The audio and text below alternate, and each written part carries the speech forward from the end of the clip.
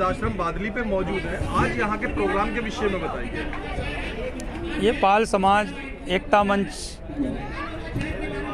ये पाल बघेल धनगर समाज को संबोधित करते हुए सभी को एकजुट करने के लिए ये प्रोग्राम रखा गया है। और ये बच्चे सम्मानित अच्छे नंबरों से पास होते हैं, उनके लिए प्रोग्राम है।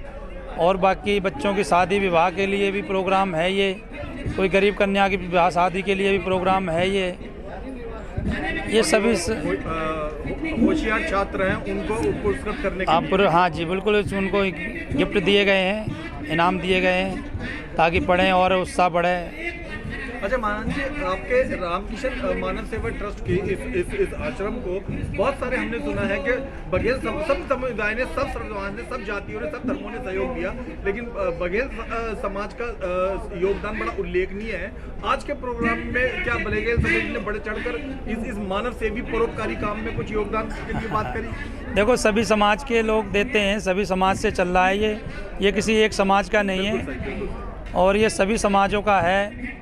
पर हमारे समाज के लोग, पाल समाज, बघेले, धनगर, ये थोड़ा जागेंगे तो और अच्छा कुछ होगा। अभी थोड़ा जागने में थोड़ा समय लगेगा, क्योंकि जो लंबे समय तक सोता है उसको लंबे समय में उठता है, जो जल्दी सो जाता है वो जल्दी उठ जाता है। तो थोड़ा समय तो लगेगा ही, क्योंकि 4 साल 5 साल होने जा रहा है। अभी तक हमारे पाल समाज से बहुत कम लोग जुड़े हुए हैं और पता है फिर भी देखकर अनदेखा करते हैं। तो ये समाज के लिए थोड़ा सा विडम्बना है। अच्छा, इस आश्रम की या समाज की, इस प्रोग्राम की तो हमने बात करी, पर अगर बघेल समाज के बारे में निष्पक्ष बात करें तो अभी भी थोड़ी शिक्षा और राजनीति में पकड़ की कमी है। इस पर आप विश्वव्यापी पकड़ की क्या कमी है? जो बंदा जहाँ जुड़ जाता है वो वहीं पर वोट देना पसंद करता है। ये नहीं सोचता नया व्यक्ति खड़ा है। इस समाज से एक बच्चा खड़ा हुआ स्वरूप नगर से, 900 वोट पड़े, उसके 3000 वोट पड़ते तो और उससे उत्साह बढ़ता। 4-5 हज़ार वोटों में हार जीत हुई है। तो कहीं ना कहीं समाज समझता नहीं, सोच थोड़ी सी इस समय अलग है। बघेल समाज आपकी आवाज़ सुन रहा, शिक्षा को लेकर अपने समाज को क्या जागरूक करना चाहिए? नहीं, शिक्षा तो यही कहेंगे कि भाई पढ़ोगे तो लिखोगे तो दुनिया पढ़ेगी। अब लिखोगे नहीं तो पढ़ेगी क्या दुनिया? तो पढ़ना बहुत ज़रूरी है। हमने भी बच्चे पढ़ रहे हैं। बाकी समाज में वैसा नहीं है कि पहले के तुलना में देखा जाए तो काफ़ी बच्चे पढ़ भी रहे हैं, काफ़ी बच्चे लग भी रहे हैं नौकरियों में। ऐसा नहीं है कि नहीं है। अब तो देर तक समाज जगा है तो देर ही लगेगी थोड़ा सा। तो समाज में दहेज की प्रथा के ऊपर आप क्या विचार प्रकट करेंगे? बहस तो मैं नहीं कर सकता हूँ। मैं सामाजिक कार्य में बैठा हुआ हूँ और मैं एक आश्रम चलाता हूँ, माता राम बेटी वृद्ध आश्रम। तो मैं किसी पक्ष को लेकर बात नहीं कह सकता, क्योंकि मैं तो सभी समाजों के लिए हूँ। इस समय आश्रम में कितने बुजुर्ग मौजूद हैं? अभी 42 हैं, 40 वृद्ध हैं इस टाइम। जी। और यहाँ आश्रम जो भी इनका सारा देखभाल है सब आश्रम ही करता है? आश्रम ही करता है। और ये आश्रम वर्तमान में लोगों के दान पुण्य और सहयोग से चल रहा है? बिल्कुल सहयोग से ही चलता है जी। तो क्या सहयोग की और अपेक्षा रखते हैं? क्या आपके मन में भावनाएं हैं इस आश्रम को और विकास डेवलप करने की? भैया देखो, बढ़ने की तो सभी की इच्छाएं होती हैं, बढ़ाने की तो हमारी भी इच्छा ही है। हमारी इच्छा क्या है, हम तो बेसहारा लावारिस वृद्धों की सेवा कर रहे हैं। तो भाई आएगा तभी तो इनकी सेवा हो पाएगी। अब कोई घर से तो कहाँ से लाएंगे? तो 1-2 तो है नहीं, चलो भाई एडजस्ट कर लेंगे। अब 40-42 वृद्धों को एडजस्ट करना कोई इतना आसान काम तो है नहीं। मैं ये बात दिल से मानता हूँ। 40-42 बुजुर्गों को रखना भी आसान काम नहीं है। लोग एक माँ बाप को आए दिन कोई ना कोई दवाइयाँ गोलियाँ। आपने 40 लोगों को रखा हुआ है। आज विकसित होता हुआ, डेवलप होता हुआ समाज है। और सबसे इस शिक्षा का स्तर इस बार, मतलब पिछले 15-20 सालों में तो इस समाज का काफ़ी ज़्यादा ऊंचा हुआ। फिर भी अभी ये समाज डेवलप हो रहा, पूरे तरीके से डेवलप नहीं हुआ। आज यहाँ पे पहली बार मैं ये देख रहा हूँ कि इतनी ज़्यादा बड़ी जनसमूह मात्रा के अंदर में पाल बघेल समाज इस आश्रम, इस वृद्धाश्रम में मौजूद है। उसका क्रेडिट जाता है इन वीरेंद्र जी को। ये वो शख्स है जो विजय जी को, ये वो शख्स है कि भाजपा और कांग्रेस भी इतना इकट्ठा नहीं कर पाई बघेल समाज को जितना इन साहब ने करा। कैसे मन में विचार आए इस प्रोग्राम का, बताइए। एक तो ऐसा नहीं है कि पहली बार ये प्रोग्राम हो रहा है, ये सही है, इस परिसर में पहली बार हो रहा है। जी। सबसे पहले कुछ समाज सेवियों ने 2007 में पहली बार ये चिंतन किया कि जो महानगरों की जो कल्चर है इस तरह की है कि यहाँ लोग अपने काम धंधों में, कोई सर्विस क्लास के लोग अपनी सर्विस में एक दूसरे पे इतने मकसूल हैं, और ब्याज ऐसी समस्या है ना, एक दूसरे को न जानने की वजह से एक बड़ी समस्या बनी हुई है।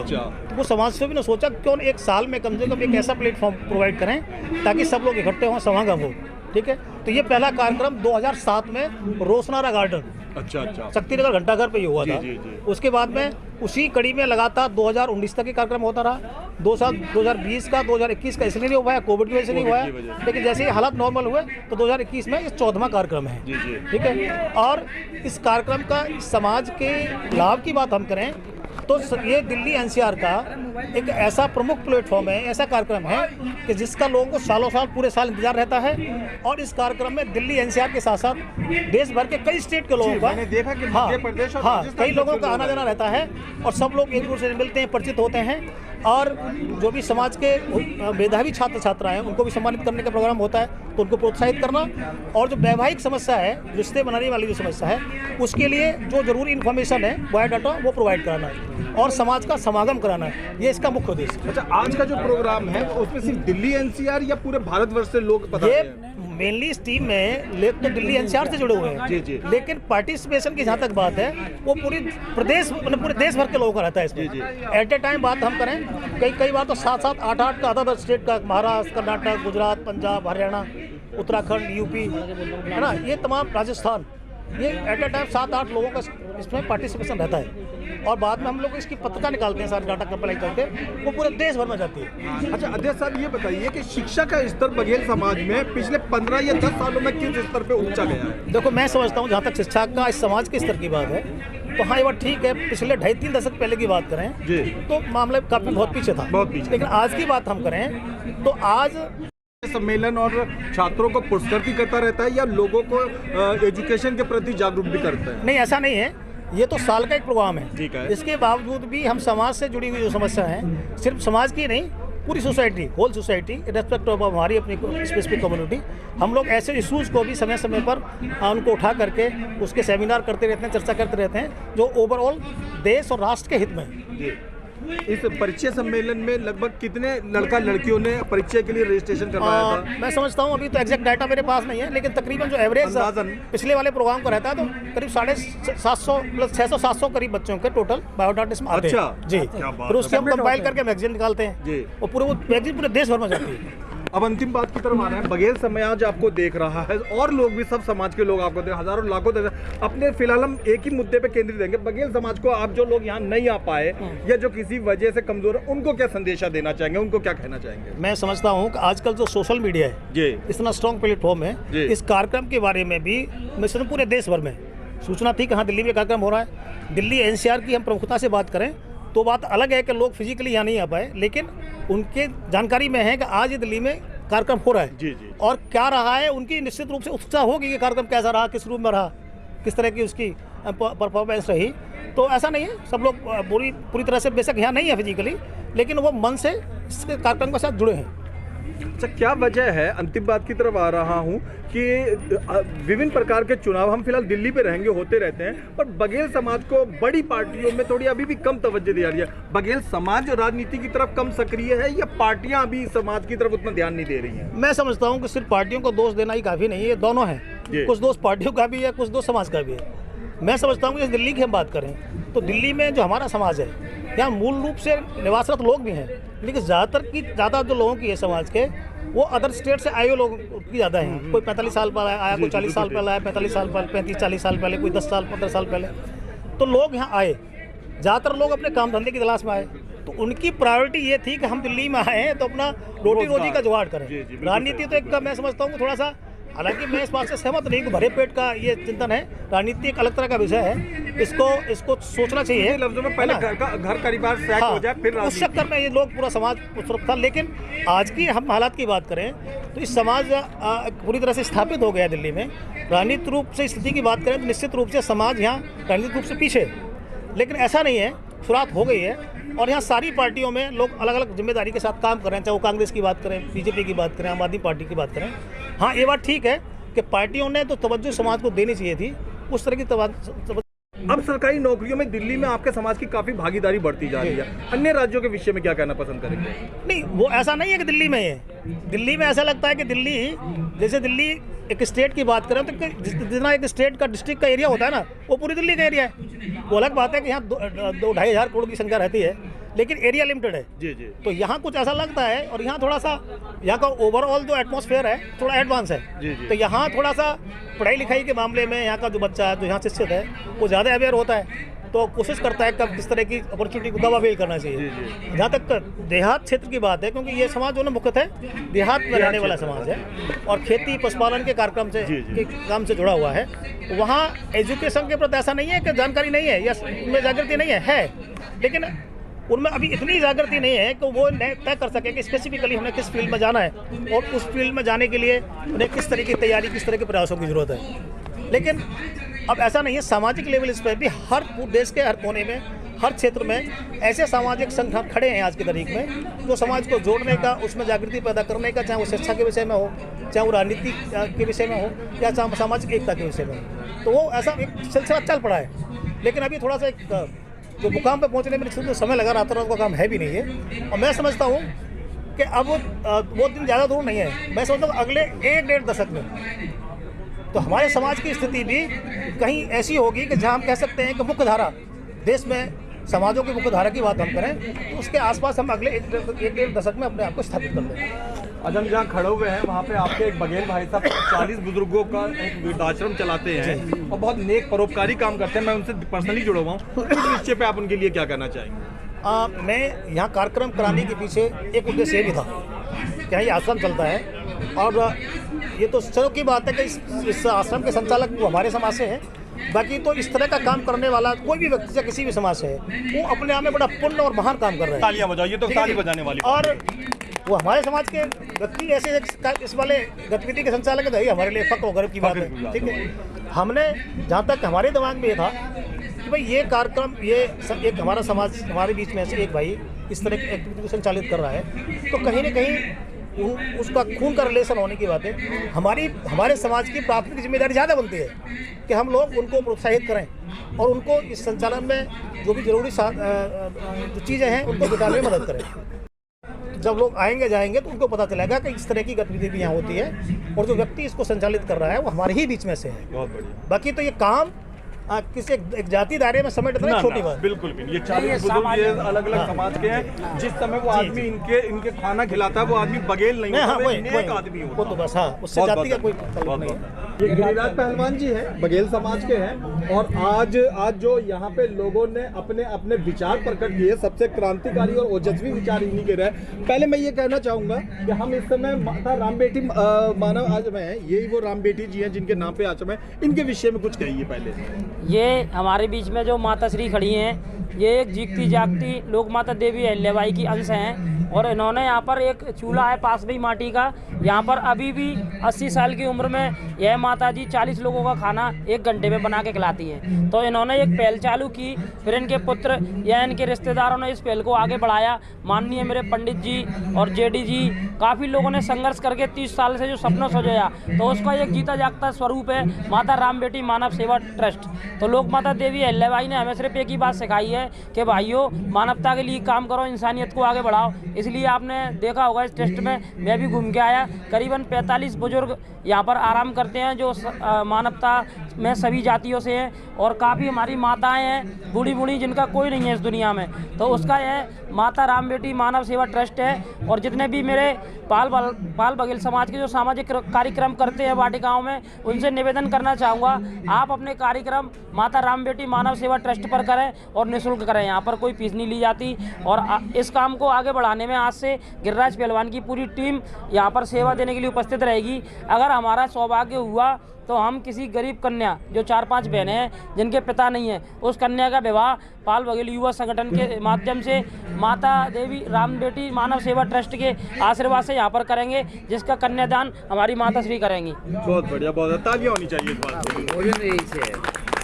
यहाँ पर दिल्ली के अंदर मैंने इतने सारे समाज सेवी देखे, 12 साल से मैं समाज सेवा में काम कर रहा हूँ, लेकिन आज मैंने मानवता का जो जीता जागता उदाहरण देखा वो दिल्ली में आकर करनाल रोड पर मैंने देखा माता राम बेटी मानव सेवा ट्रस्ट में आकर, तो मुझे लगा वाकई इन्होंने एक ऐसी मिसाल कायम की है जिससे हम जैसे काफ़ी सामाजिक संगठनों को बहुत कुछ सीखने की आवश्यकता है। अगर सीखना है तो इन माता जी से सीखें, अगर कुछ करना है तो देवी अहिल्याबाई के विचारों पर चलकर करें। ऐसे बड़ी बड़ी बातें करने से कुछ नहीं होता भाई। संगठन में समाज में काम भी करते हैं, चेहरे भी चमकाते हैं। राजनीतिक रूप से आपका समाज अभी उतना सक्रिय नहीं है, उतनी भागीदारी उसे नहीं मिल पा रही है। राजनीति में भागीदारी लेने के लिए अपने समाज को क्या प्रेरणा देना चाहेंगे? राजनीतिक रूप से हमारे समाज के युवा जो बातें करी अलग अलग मुद्दों पे, आपका ये कहना है कि आधार कार्ड में जो है लोगों की जाति लिखनी चाहिए, इस विषय पे उजागर करिए अपने विचार। मेरा यह मानना है कि जो व्यवस्थाओं में बाधा है उसमें कुछ कानूनी पहलू बनाए गए हैं जिनकी ज़रूरत नहीं है। मैंने ये कहा कि आधार कार्ड नरेश पाल की नहीं, नरेश पाल जैसे लोगों की देन है। राजा राम पाल जी ने सबसे पहले शुरुआत करी थी। उससे पहले माननीय विश्वनाथ प्रताप सिंह जी जब प्रधानमंत्री थे तब मैंने उनसे कहा था कि हम लोग 15 साल स्कूल में पढ़ाई करते हैं, उसके बाद जब नौकरी के लिए जाते हैं तो कहते हैं जातीय प्रमाण पत्र लाओ।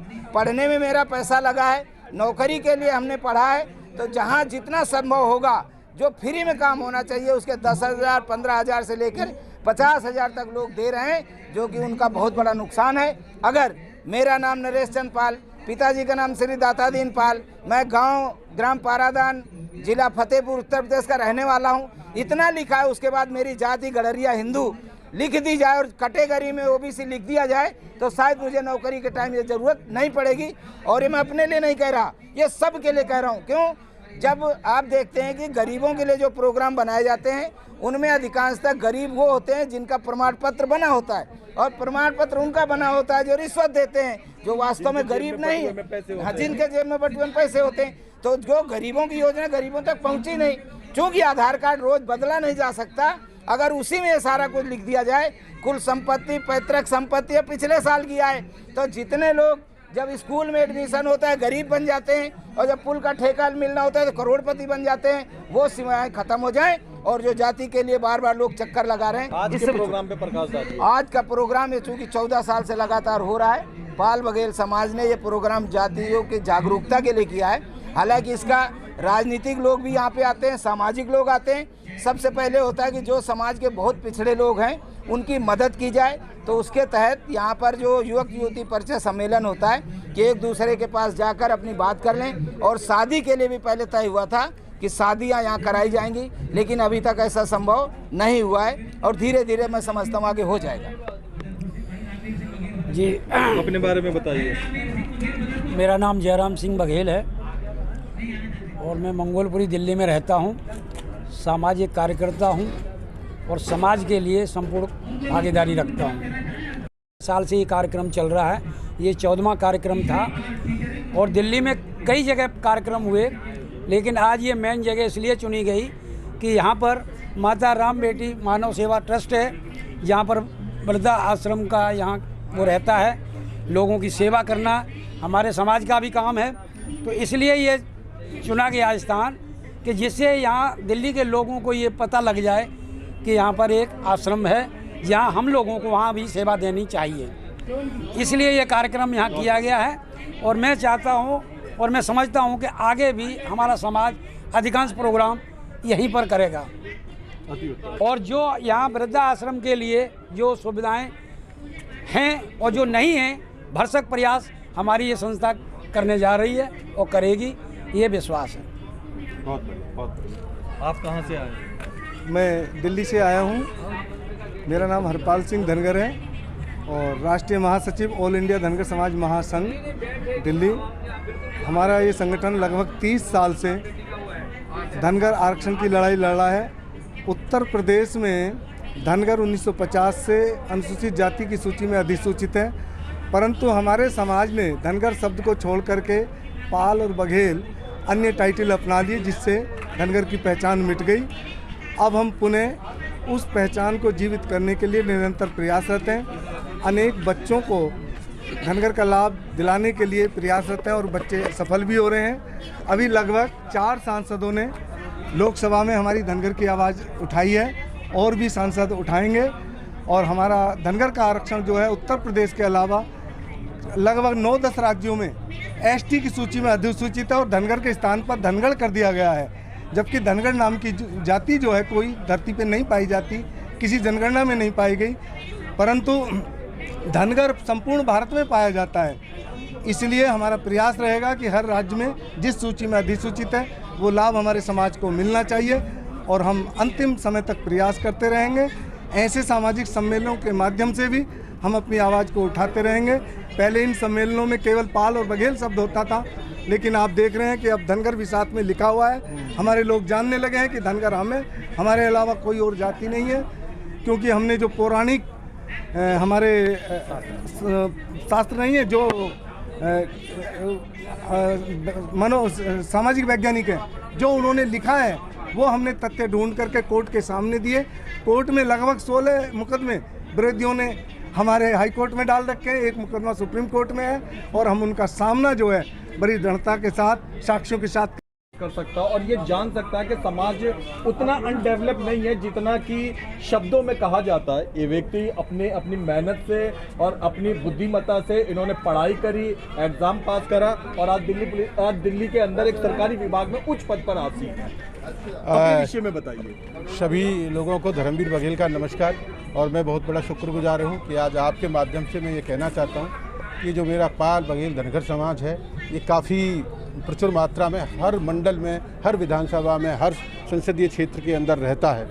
तो इसी के चलते हुए हम तमाम लोग जिस तरह से देख रहे हैं, जो परिचय सम्मेलन ये आज 14वां परिचय सम्मेलन है और ये सम्मेलन ये हम साल में एक बार ज़रूर करते हैं, क्योंकि बहुत सारे हमारे जो लोग हैं, जो युवक और युवतियाँ हैं वो विवाह योग्य हैं। उसके अंदर दो चीज़ों का बड़ा फ़र्क पड़ता है इस चीज़ के, क्योंकि हर एक आदमी को देखो कहीं ना कहीं अगर कोई लड़की देखने जाता है तो वहीं कुछ चीज़ें रह जाती हैं, लेकिन अगर यहाँ इस तरह से परिचय सम्मेलन में आता है तो जो वर और जो वधू वगैरह होते हैं उन तमाम को एक दूसरे से प्रत्यक्ष आदमी अगर कोई सवाल है तो पूछ सकते हैं, उनकी शैक्षणिक योग्यता आसपास पूछ सकते हैं, तमाम चीज़ें पूछ सकते हैं। और जो दान दहेज जिस तरह से हमारे ये समाज में चल रहा है उसको भी कहीं ना कहीं दूर करने में ये बहुत बड़ा सहयोग होता है हम लोगों का। और हम लोग ये पाल बघेल धनगर समाज के लोग पूरी दिल्ली के, पूरी एनसीआर के इसको बड़ी धूमधाम के साथ मनाते हैं, क्योंकि पिछली 2 वर्ष ये कोरोना की वजह से नहीं हो पाया तो बहुत सारे लोगों में बहुत जागृति थी, बहुत सारा उत्सुकता थी। तो आज इसी कार्यक्रम में इस तरह के पूरा का परिचय सम्मेलन हुआ है, जिसकी कार्यकारिणी वगैरह तमाम लोग हैं, एक दूसरे से सहयोग भी करते हैं और जैसे भी जहाँ भी कोशिश होती है किसी भी चीज़ की, एक दूसरे का हाथ से हाथ मिलाकर हम लोग आगे जी। आप खुद गवर्नमेंट जॉब में, आपके समाज के दिल्ली एनसीआर के अधिकतम लोग जो है वो अधिकतम से हो सकता है थोड़ा कम हो, सरकारी स्कूलों में पढ़े हुए बच्चे वाले हैं। तो ऐसे लोग आमतौर पर सरकारी स्कूल में पढ़ने वाले बच्चे या उनके कभी पेरेंट्स सोचते हैं कि हमारा बच्चा कहाँ नौकरी में, सरकारी नौकरी में, उनको प्रेरणा देने के लिए आप क्या कहना चाहेंगे? मैं तमाम आपके माध्यम से ये कहना चाहूँगा कि अब बहुत सारी शाखाएँ ऐसी हैं जहाँ आपको कोई पैसा देने की जरूरत नहीं है। अगर IAS की कोचिंग के जब बात करना चाहूँ तो करोल बाग में है, राजेंद्र नगर में है, मुखर्जी नगर में है, ऐसी बहुत सारी जगह हैं।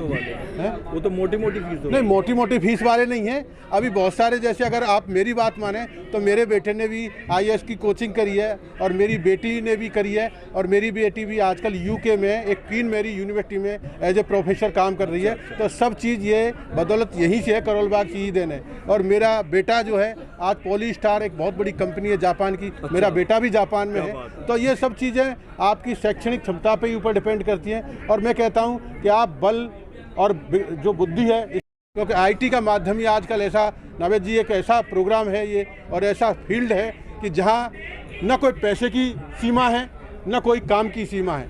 आजकल आप देख भी रहे हो कि IT के कोई भी IT का क्षेत्र हो उसमें कहीं कोई प्रॉब्लम इतनी ज़्यादा नहीं है, क्योंकि आज आप देख लो, चाहे भारत सरकार हो, चाहे कोई जापान सरकार हो, चाहे अमेरिका सरकार हो, बिना कंप्यूटर के आदमी कोई आज चल नहीं सकता है। कोई भी डिपार्टमेंट आप ले लो, चाहे बैंक ले लो, चाहे रेलवे ले लो, आप किसी भी, चाहे डिफेंस ले लो, चाहे पुलिस ले लो, कोई भी डिपार्टमेंट ऐसा नहीं है जहाँ की कंप्यूटर की जरूरत नहीं है। और जब कंप्यूटर का आपका बच्चा अच्छी पैकेज पर जाता है, अगर उसको अच्छी नॉलेज होती है तो यहाँ पैकेज की, क्योंकि बहुत सारी बड़ी बड़ी कंपनियाँ हैं। मेरा बच्चा भी गूगल में था और करीब 50 लाख का पैकेज था उसका। अच्छा। और उसको छोड़ के वो जापान की एक पॉलीस्टार कंपनी में गया है। तो ये बड़े सौभाग्य की बात है, मेरे लिए भी फक्र होता है ऐसे लोगों पर कि कहीं ना कहीं, और ये सब कहा है यहीं की देन है, यहीं के प्रोडक्ट हैं। खाली IP यूनिवर्सिटी के, मेरा बेटा जरूर IIT कानपुर से पढ़ा है, मेरी बेटी तो यहीं से IP यूनिवर्सिटी से या कश्मीरी गेट से पढ़ी है। अब तो द्वारका चली गई क्योंकि यूनिवर्सिटी बच्ची की वहीं है, कश्मीरी गेट है, तो वहाँ से चली गई। तो बड़ा अच्छा लगता है। अब ये सब देखते हैं के लिए तालियां होनी चाहिए, और जैसे जापान सरकार में जाके उस बच्चे ने देश का नाम रोशन करा तो वाकई ये बहुत जापान में और बहुत सारी चीज़ें ऐसे नहीं है,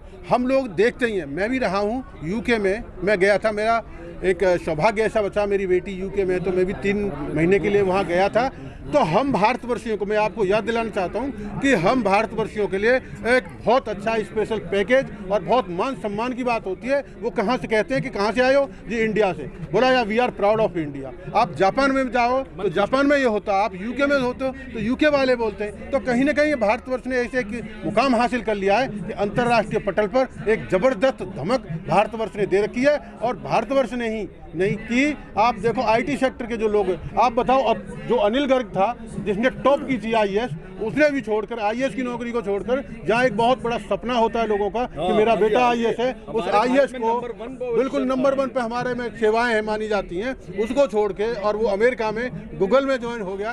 तो देखो ये सारी चीज़ें, तो आईटी का प्रोफेशनल एक ऐसा प्रोफेशनल है जहाँ मैं कहता हूँ काम की भी कोई सीमा नहीं और आपके पैसे की भी कोई सीमा नहीं। अगर आप में काबिलियत है तो मैंने ऐसे लड़के देखे हैं जो 1-1 करोड़ रुपए का पैकेज आज बिल्कुल आपके बिल्कुल दे रहे हैं।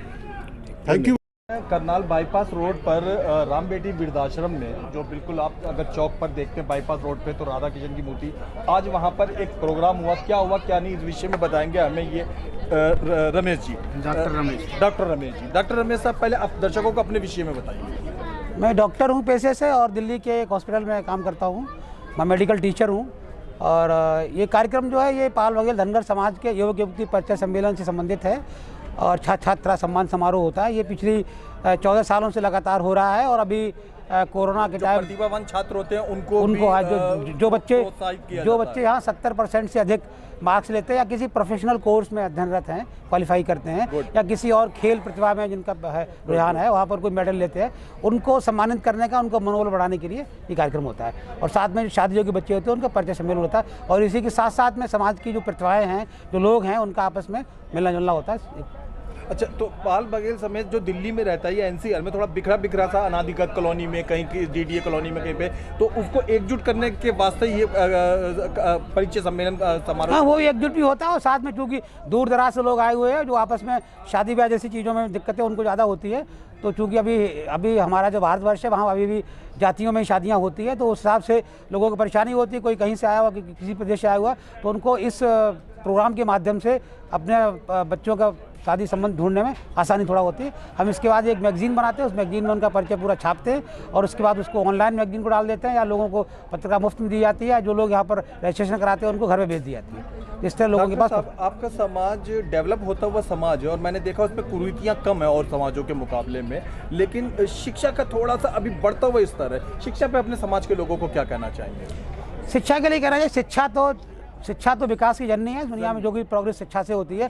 मैं लोगों से यही कहना चाहूँगा कि शिक्षित हो और केवल शिक्षा में किताबें न पढ़ें, बल्कि वैज्ञानिक सोच पैदा करें, क्योंकि दुनिया में जो कुछ भी मिला है विज्ञान से मिला है। अभी भी हम जो कुछ विकास देखते हैं यहाँ पर हम देश में, विज्ञान से मिला है। हमें वैज्ञानिक दृष्टिकोण अपनाना चाहिए, विज्ञान को जानना चाहिए, अंधविश्वासों को छोड़ते हुए, कुरीतियों को छोड़ते हुए, दहेज प्रथा से दूर हटते हुए अपना सारा फोकस पढ़ाई लिखाई में जाना चाहिए और दिखावे से दूर आना चाहिए। हम लोगों को हमें अपना सारा पैसा जो है वो खर्च करना चाहिए बच्चों की पढ़ाई लिखाई पर, वहाँ देना चाहिए। और शादी ब्याहों में भी ज़्यादा पैसा नहीं खर्च करना चाहिए, साधारण रूप से शादी करना चाहिए। बहुत ज़्यादा बड़ी भीड़ की जरूरत नहीं है, बहुत ज़्यादा गहने खरीदने की जरूरत नहीं है, बहुत बड़े होटल में शादी करने की जरूरत नहीं है, बहुत बड़े फार्म हाउस में शादी है जरूरी नहीं है, बहुत बड़े पकवान बनाए जरूरी नहीं है, बहुत ज़्यादा भीड़ हो जरूरी नहीं है। लेकिन शादी संबंधों में हमें अपने बच्चों को उससे पहले, शादी करने से पहले पढ़ाई लिखाई पर जोर देना चाहिए। और हम लोग कोशिश कर रहे हैं समाज को बताने की कि बच्चे ज़्यादा पढ़े, आगे बढ़े, क्योंकि जब जो समाज कमजोर है, पीछे पिछड़ा हुआ है। आज के कार्यक्रम में मेरी समझ में मध्य प्रदेश से लोग आए हुए हैं, उत्तराखंड से लोग आए हैं, उत्तर प्रदेश के हर जिले से करीब आए हुए हैं, इधर गुजरात से आए हुए लोग ना, और हरियाणा के हर जिले से लोग आए, हर इलाके, पंजाब से लोग आए हुए हैं, हिमाचल प्रदेश से लोग आए हुए हैं, और दिल्ली एनसीआर तो पूरा है, गाजियाबाद, गुड़गांव, फरीदाबाद, नोएडा, ग्रेटर नोएडा, ये सब लोग आए हुए हैं। हम इस समय जिस जगह पे खड़े हुए हैं ये एक वृद्धाश्रम है जहाँ 40-42 बुजुर्ग रहते हैं, जो वैसे तो यहाँ पे सभी समाज के सभी लोग हैं। मुझे तो लगता है कोई बघेल समाज का शायद होगा भी ना, लेकिन ये पनाह गाह ऐसी जगह है कि जहाँ पे सभी समाज के लोगों को दुख दर्द तकलीफ दूर करी जाती है। इस विषय में आप आश्रम चलाने के विषय में साहब को क्या कहना चाहेंगे? आश्रम चला रहे जो रहे वो बहुत बड़ा काम कर रहे हैं। मैं समझता हूँ मानवता का इससे बड़ा कोई कार्य नहीं होता है कि जब किन्हीं कारणों बस कोई बुजुर्ग अगर इनके पास उस एज में नहीं व्यवस्था नहीं हो पाती है तो उसको देने के लिए जो लगे हुए रात दिन जो मेहनत कर रहे हैं महेंद्र जी, मैं बड़ा तहे दिल से उनका शुक्रगुजार करता हूँ और बड़ी तारीफ़ करता हूँ। बहुत बड़ा मानवता का काम वो कर रहे हैं और जो भी इसमें सहयोग हमारा होगा, मैंने समाज के लोगों से निवेदन किया आज मंच से कि वो जो भी इसमें दान कर सकें, कहीं बड़े मंदिरों में दान देने की बजाय यहाँ दान दे ताकि ये आश्रम चलता ठीक से रहे और इस वृद्धाश्रम में जो वृद्ध लोग हैं उनकी सेवा होती रहे, वो अपना ठीक से जीवन यापन करते रहें। तो इसलिए हमने इस बार ये जगह चेंज की है। पहले हम जो है झंडे बालान अंबेडकर भवन में प्रोग्राम होता था, इस बार ये प्रोग्राम जो है हमारे अपने समाज का एक जो है आश्रम भी है यहाँ, माता राम बेटी आश्रम। तो हमने इस आश्रम की वजह से जो है इस प्रोग्राम को भी अंबेडकर से हम यहाँ पर लेके आए ताकि हमारे लोग इस अपने समाज के लिए और इन बच्चों के लिए परिचय सम्मेलन तो करते ही हैं, पर उसके साथ साथ जो है ना आश्रम से भी जुड़ेंगे लोग जो है कि भाई ये एक आश्रम जो है एक वृद्ध आश्रम ऐसा अनाथ लोगों के लिए जो चल रहा है, ये सबसे बड़ा योगदान है कि भाई इन लोगों के लिए थोड़ा थोड़ा सभी लोग सहयोग करेंगे। ये बिल्डिंग लोगों ने समाज ने मिलकर के बना दी है, बट अब इसमें जो लोग रह रहे हैं उनका रोज़ का भोजन पानी बिस्तर सब कुछ चीज़ें हैं, उनके विषय में भी हम लोगों को ही विचार करने हैं। तो ऐसे यहाँ के जो महंत जी हैं वो इतने महान आदमी हैं कि उन्होंने ये जिम्मेवारी उठाई और इस आश्रम को शुरू किया और उसके बाद जो है हम सब लोगों ने उसके बाद ये हम सब लोगों की ये जिम्मेवारी बन गई कि हम महंत जी को जो है इतना उत्साह देते रहें, सपोर्ट करें हम, ताकि उनको ये कार्य चलाने में जो है कहीं भी ऐसा संकोच नहीं करना पड़े, ताकि वो अपने आप में अकेले पड़ जाएं कि हमने इस चीज़ का बीड़ा उठा तो लिया, आखिर हम इसको चलाएं कैसे।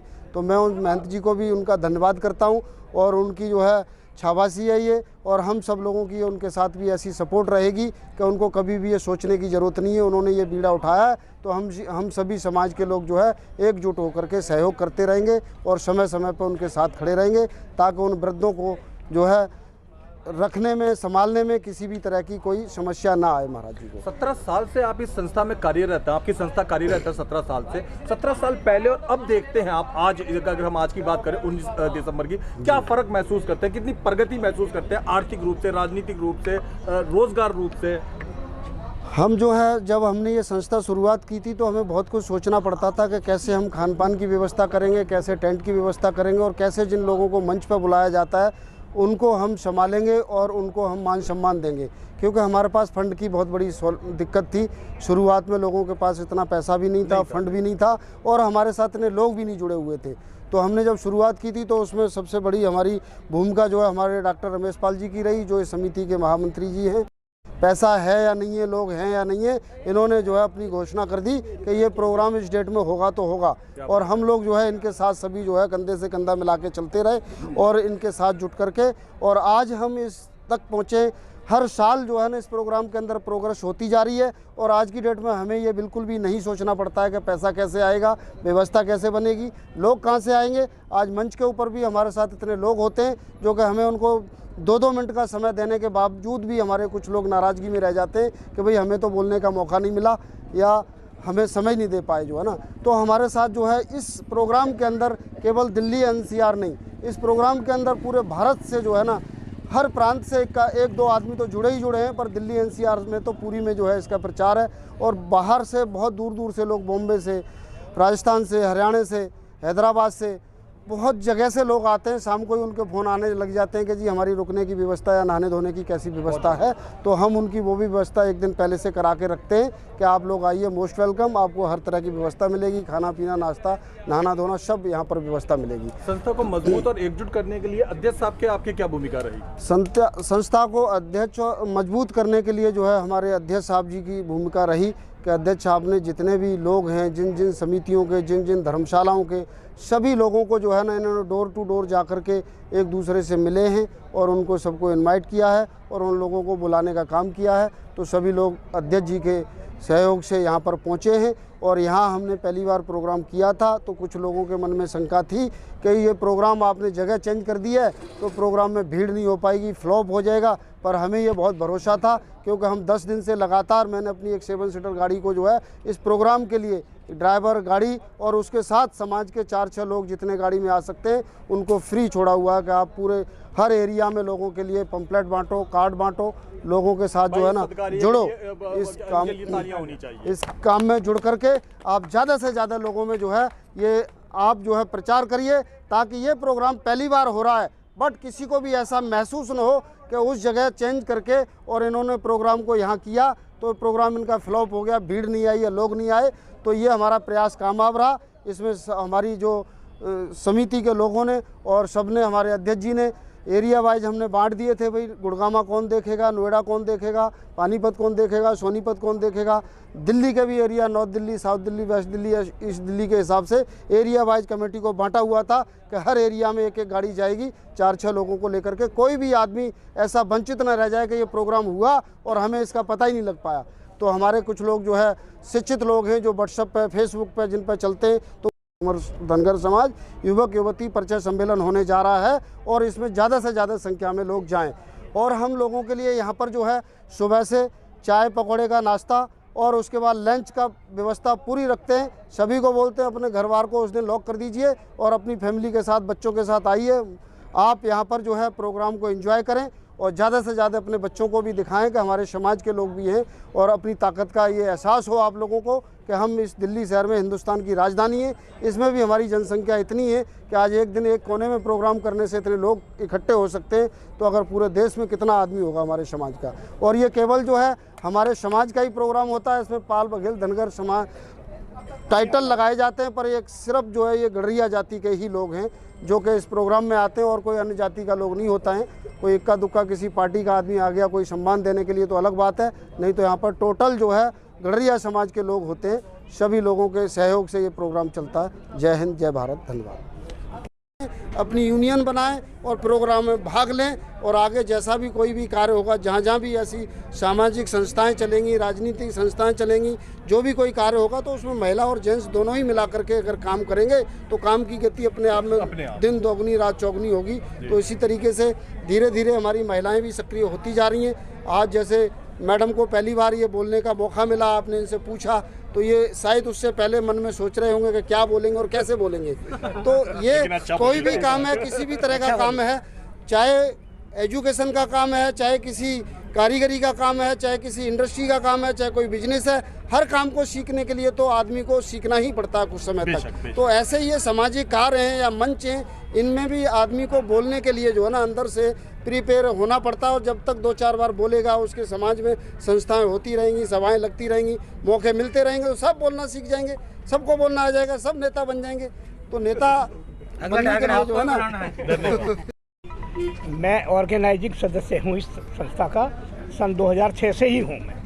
आपकी संस्था ने आए हुए अतिथियों को पौधा गिफ्ट करा है? पौधा सभी को गिफ्ट किया है, बाहर के मेहमान जो आए थे उनको भी और अपने सारे समिति के मेंबरान। अच्छी बात दर्शकों मैं आपको बताना चाहूँगा कि लोग बाग आमतौर पे माला, फूल, टॉफी, बिस्कुट कुछ भी देते हैं। ये संस्था है जिन्होंने ये पौधे गिफ्ट करे हैं। अगर 100 पौधे भी गिफ्ट करे, मान लो 20 भी मुरझा गए और 80 भी ऐसे मेरे को मार मार के मुरझा गए, तो 80 भी अगर चल गए, 80 भी चल गए तो भी ये बात काफी ज्यादा बहुत बढ़िया रहेगी। ये एक बड़ा अच्छा प्रयास है दिल्ली को, शहर को, समाज को हरा भरा बनाना। मैं ये कहना चाह रहा हूँ, थोड़ा सा मेरा 2 मिनट बात सुन लें। बताइए। एक तो जहाँ पर ये फंक्शन हुआ है पहली बार, ये 1 साल पहले मेरा इस कमेटी में जो वहाँ पर यूनाइटेड कॉफ़ी हाउस में मीटिंग हुई थी, हमारी वहीं हुआ करती थी हमेशा।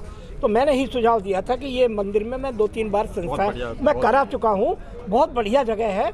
और सबसे ज़्यादा जो बहुत अच्छी बताने वाली बात ये है कि यहाँ के जो महंत जी हैं और यहाँ के जो सोशल वर्कर हैं, एक ये खड़े कैमरा जरा इधर को घुमाए, मंगत राम मास्टर जी हैं और जेडी पाल जी हैं, ये रात दिन यही सेवा देते हैं अपनी नौकरी के अलावा भी। अच्छा, और जी सर, ये बात किसी और ने नहीं बताई होगी। मैं तो आश्रम से 3-4 साल से जुड़ा हुआ हूँ। जी सर, मैं तो सारी रूट पे बात करता हूँ ना जी। तो इस संस्था के थ्रू अब मेन पे आ जाता हूँ। हमारे पाल बघेल समाज का जन जागरण बहुत अच्छे से हुआ है। पहले हमारे समाज के लोगों को एकत्रित करने के लिए बाहर से लोग आते थे और साग भाजी खा करके चले जाते थे, समझ रहे हो आप। मैं नाम नहीं लूंगा, बाद में बात करेंगे। मैंने बताया। और परंतु अब ये होने लगा है कि हमारा दिल्ली का और एनसीआर का और आसपास के लोग इतने सजग हो गए हैं इस संस्था के माध्यम से। आप स्वयं देख रहे हैं, भव्य प्रोग्राम खुद ही कर रहे हैं। बिल्कुल खुद कर रहे हैं। और किसी से कोई इतना मोटा चंदा वंदा नहीं, जो भी जिसकी इच्छा, और देते हैं लोग 21,000 51,000। एक हमारे उद्योगपति हरियाणा के हैं, 1 लाख रुपए का चंदा भीकम सिंह बघेल जी दे करके गए हैं। मेरे जैसा गरीब आदमी भी 1100 रुपए का चंदा इसमें अवश्य देता है। अति उत्तम, अति उत्तम। हाँ, और बस अब क्या बाकी बातें हमारे कोषा थोड़ी सी अभी भी कम सक्रिय है, चाहे सामाजिक गतिविधियों या राजनीतिक गतिविधियों, और शिक्षा में भी अगर वो गलती से 10वां 11वां फेल हो जाती है तो रोक लेते हैं। इस विषय में महिलाओं को जागृत करने के लिए आप क्या कहना चाहेंगे? हाँ जी, मैं ये कहना चाहूँगी कि जैसे महिलाएं हैं ना, वो घर के काम से नहीं फ्री हो पाती, और फिर वो फ्री भी हो जाए तो उन्हें लगता है कि हम जाके करेंगे क्या, वहाँ है क्या। वो तो सब जेंट्स लोग करते हैं, लेडीज़ों का तो कुछ है ही नहीं है, वहाँ क्या करेंगे, बैठ के आ जाती हैं, उनको ऐसा लगता है। तो हम ये कहते हैं कि महिला जितनी भी हैं आएँ, और जो पुरुष हैं हमारे, जो जेंट्स हैं, वो अपना आके थोड़ा बहुत लेडीज़ों को आगे बढ़ाएं। उनके हाथ में है लेडीज़ों को बढ़ाना, हम अपने आप नहीं कुछ कर सकते। तो जैसे वो लेडीज़ आएँ और जैसे जेंट्स बोलें अपने समाज के मतलब आप लेडीज़ आओ, थोड़ा सम्मान करें, तो वो उसमें खुश रहती हैं, खुश हो जाती हैं। तो एक आएगी, एक से फिर दूसरी कहेगी कि वहाँ तो सम्मान होता है और अच्छा लगता है, ठीक है। तो 2 को और लेके आएगी, 2 को आएगी तो हमारी भीड़ तो जेंट्स और लेडीज़ बराबर हो जाएंगी, तो हमारा तो और ज़्यादा समाज उठ के आएगा और चमकेगा भी कि देखो लेडीज़ और जेंट्स दोनों कंधा से कंधा मिला के चल रहे हैं, समाज के लिए काम कर रहे हैं, और अच्छा लगेगा।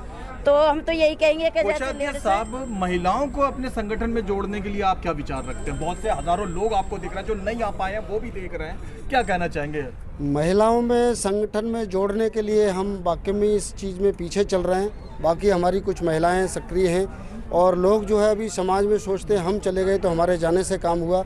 मैं और मेरी वाइफ दोनों ही जो है यहाँ पर खड़े हुए हैं, ये भी सुबह से घर को लॉक करके आए हुए हैं मेरे साथ, और मैं इसी तरह से इनको भी बोल रहा हूँ कि महिलाओं को, और जो इनका कहना है कि भाई महिलाएं आती हैं पर पीछे बैठी रह जाती हैं, उनको पूछते नहीं हैं लोग या ध्यान नहीं देते हैं। तो ये सबसे बड़ी बात ये भी है कि पूछता कोई किसी को नहीं है। कुर्सी हमेशा आदमी को जो है ना अपने आप को छीननी पड़ती है। कुर्सी इंसान चाहे कि मैं घर में बैठा रहूं और मुझे कुर्सी मिल जाए, या मैं अपने घर में रहूं और मेरा बहुत बड़ा प्रचार प्रसार। बहुत लोगों की नाराजगी रहती है कि मेरा एसएचओ की कुर्सी घर में देने नहीं आता, मेरा पढ़ाई करके एसएचओ की कुर्सी पे जाना पड़ता है। काफ़ी लोगों की नाराजगी रहती है कि मेरा बैनर पर फोटो क्यों नहीं आया, या मेरा किताब में फोटो क्यों नहीं आया, ठीक है, या मेरे को लोगों ने जो है फ्रंट पे फोटो क्यों नहीं डाला। तो फोटो बैनर में या किताब में या जो भी चीज़ें आती हैं वो कोई किसी की डालता नहीं है। वो डलवाने के लिए आदमी को अपने आप को आगे बढ़ के आना पड़ता है, उसके लिए कार्य करना पड़ता है, प्रयास करना पड़ता है। और उसमें जो किसी ने कहा है कि हलवाई जो मिठाई बनाएगा तो मिठाई खाएगा, बनाएगा ही नहीं तो खाएगा कहाँ से।